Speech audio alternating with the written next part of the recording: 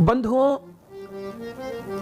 यह ग्रंथ सोचिए कहां, बीरभूम जिला के कैडली ग्राम में लिखा है यह ग्रंथ। ऐसी मान्यता है, वहां हर वर्ष मेला लगता है मकर संक्रांति के ऊपर। उस समय लाखों लोग आज भी इकट्ठे होते हैं बीरभूम जिले के कैडली ग्राम में।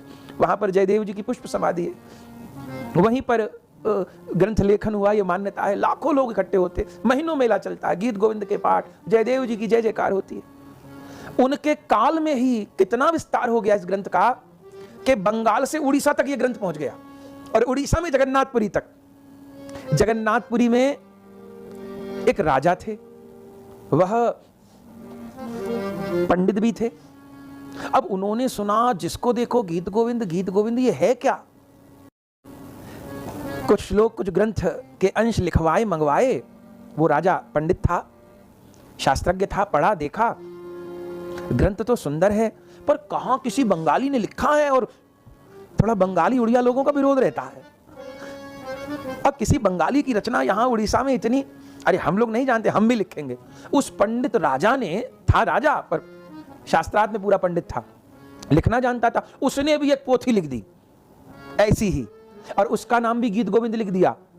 और जो उस समय जगन्नाथपुरी के राजा था तो अधीन पंडित रहते थे, बुलाया, आओ इस ग्रंथ को गीत गोविंद मान के प्रचलित करो। वो जो किसी बंगाली बाबा जी का ग्रंथ है वो नहीं प्रचलित होगा, यहां मैंने लिख दिया है, प्रचलित करो। तो विद्वानों के हाथ में वो ग्रंथ दिया। अब बेचारे ब्राह्मण लोग नौकरी करते थे तो ज्यादा कुछ नहीं कह सकते थे, ले लिया ग्रंथ, पढ़ा भी, कुछ कमी है क्या। तब पंडितों ने राजा को समझाया, देखो महाराज, आपने भी लिखा है, लेकिन जिस ग्रंथ के प्रचार को आप रोक रहे हो वह किसी सामान्य व्यक्ति की रचना नहीं है, वो जयदेव स्वामी जी की रचना है। अरे होंगे कोई नहीं, संत लोग कहते हैं भगवान के अंशावतार हैं वो। अरे महात्मा लोग तो किसी को भगवान का अवतार बना देते हैं। नहीं, उस ग्रंथ का एक चरण लिखने स्वयं जगन्नाथ पधारे थे उनके घर पे। हमने सुना है दशम सर्ग में जो अष्टपदी का 7वां पद है ना, उसका दूसरा चरण स्वयं श्री कृष्ण ने लिखा था। अरे ये सब कपोल कल्पित बातें हैं, ये लोग अपने पेट से बातें बना लेते। नहीं महाराज, अरे भगवान के तो सब भक्त हैं। जब जयदेव के गीत गोविंद, तो मेरे गीत गोविंद का नहीं आदर हो सकता। ब्राह्मणों ने कहा, देखो महाराज, हम भले आप क्या नौकरी करते हैं, लेकिन आपको गलत राय नहीं देंगे। क्यों? क्योंकि आपने भी रचना की है, आप अच्छा लिखते हो, अच्छा बोलते हो, लेकिन अगर पोथी पढ़ के ही सब लोग वक्ता हो जाते और भागवत जी के श्लोक बोलने से ही सब कुछ हो जाता, तो कथा व्यासों में इतना फर्क न होता।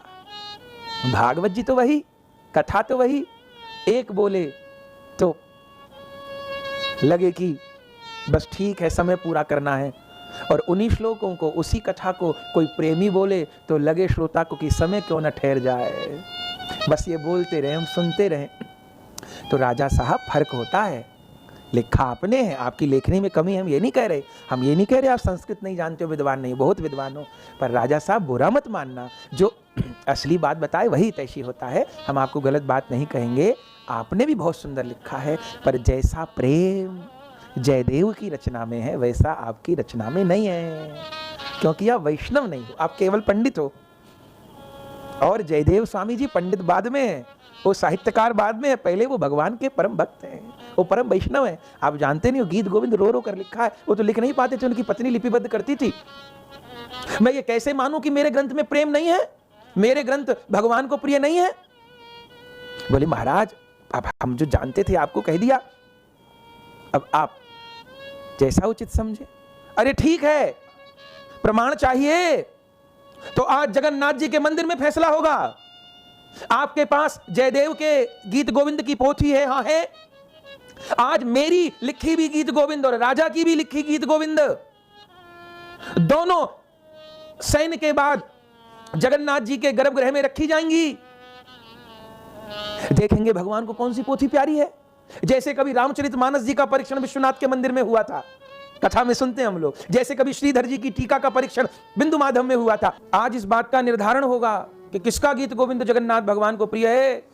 बंधुओं, एक और तो वैष्णवों की टोली, उन शास्त्रवेत्ता ब्राह्मणों की टोली, और दूसरी ओर राजा और राजवर्ग रात के समय शयन आरती के समय श्री जगन्नाथ जी के गर्भगृह में दोनों ग्रंथ, राजा के द्वारा लिखा गया गीत गोविंद और असली जयदेव जी का गीत गोविंद, दोनों ग्रंथ श्री जगन्नाथ भगवान के गर्भगृह में रखे गए। बंधुओं कि आज रात को निर्णय होगा जगन्नाथ भगवान को कौन ग्रंथ है, कौन ग्रंथ प्रिय है।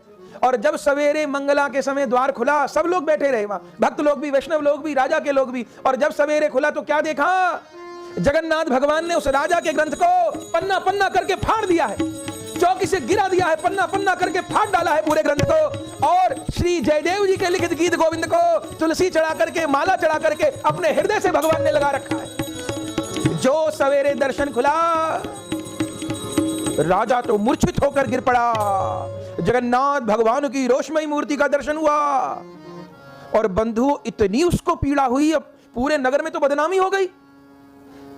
जयदेव जी के ग्रंथ को स्वीकार कर लिया, हृदय से लगा रखा था जगन्नाथ जी ने, इस बात से इतनी पीड़ा नहीं, पर मेरे ग्रंथ को चौकी से नीचे फेंक दिया, पन्ना पन्ना करके फाड़ दिया। अरे मुंह नीचा कर लिया राजा ने, काटे तो खून नहीं, और मंदिर से भाग चला। कहां? समुद्र में डूब के मरूंगा, डूब के मरूंगा समुद्र में, भाग गया। पर बंधु भगवान को तो सभी प्यारे हैं, राजा तो समुद्र में डूबने के लिए, आत्महत्या करने के लिए गया, पर भगवान ने उसके पीछे जाकर के उस राजा को भी रोका, संत के रूप में तुरंत रोक लिया, डूब जाना चाहता समुद्र में। और राजा को समझाया, बाबरे ईर्षा करो न संत सो, पड़ी माया के झोंक, न तरु नाशे पुण्य सब, अरु बिगड़े परलोक। संत से जो निंदा करता है, संत से जो द्वेष करता है, उसके पुण्य नष्ट हो जाते हैं, लोक परलोक सब बिगड़ जाते हैं। तू आत्महत्या मत कर, तेरा ग्रंथ भी भगवान को प्रिय है। अरे प्रिय होता तो चौकी पे तो रहने देते, जयदेव जी का हृदय से लगा लिया, मेरा चौकी पे तो छोड़ देते, इज्जत तो बच जाती, मेरे पन्ना पन्ना फाड़ दिए, भगवान ने, मैं नाराज हूं उनसे, मरूंगा। अब देखो झगड़ा भी किया, भगवान से किया, तो भगवान ने संभाला होगा उसको। भगवान ने कहा संत रूप में ही, बाद में पता चला कि भगवान थे। भगवान ने कहा तेरे ग्रंथ को इसलिए भगवान ने फाड़ के फेंक दिया, तूने सीधे सीधे प्रभु को सुनाया होता, सुनते जगन्नाथ, पर तूने प्रतिस्पर्धा की। संतों से प्रतिस्पर्धा नहीं होती, संतों से मुकाबला नहीं होता, संतों से द्वेष नहीं होता, नहीं तो लोक परलोक सब बिगड़ जाते हैं और दिन प्रतिदिन नाश होता है अगर संतों से द्वेष किया जाए या बराबरी की जाए या उनमें दोष दर्शन हो। अब क्या कर, देख गीत गोविंद तो गीत गोविंद रहेगा। गीत गोविंद में 12 सर्ग हैं, हाँ, अष्टपदी हैं 24, हाँ, हर अष्टपदी के साथ एक एक अपना श्लोक जोड़ दे, अपने नाम से ही एक एक श्लोक जोड़ दे। 12 श्लोक लिख, 12 सर्गों में 12 श्लोक जोड़ दे आखिर में, तो तेरे भी श्लोक गीत गोविंद के साथ अमर हो जाएंगे। ये इतनी बात कहने वाले आप हो कौन? जगन्नाथ जी ने कहा नहीं पहचाना, नहीं पहचाना। इतनी देर में तो भगवान संत रूप से तो अंतर ध्यान हो गए और उनकी जगह जगन्नाथ जी का दर्शन हो। राजा त्राहि माम त्राहि माम त्राहि माम कह करके महाराज चरणों में गिर गया, बार बार जगन्नाथ जी से क्षमा मांगी और नियम बनाया कि आज से जगन्नाथ जी को प्रतिदिन शयन आरती के समय गीत गोविंद सुनाया जाएगा। और बंधुओं आज भी आप जाइए जगन्नाथपुरी, शयन के समय जगन्नाथ भगवान को गीत गोविंद सुनाया जाता है। प्राचीन समय में तो देवदासियां नाच गा कर गाती थी, आज भी जगन्नाथ भगवान को शयन के समय जो रेशमी वस्त्र उड़ाए जाते हैं बंधु, हमने अपने आंखों से देखा है। उन रेशमी वस्त्रों के ऊपर पूरा जयदेव जी का गीत गोविंद लिखा हुआ है, कड़ा हुआ है। उन जयदेव जी के लिखित गीत गोविंद के अलंकृत वस्त्रों को ओढ़कर जगन्नाथ जी सोते, इतना प्यारा है।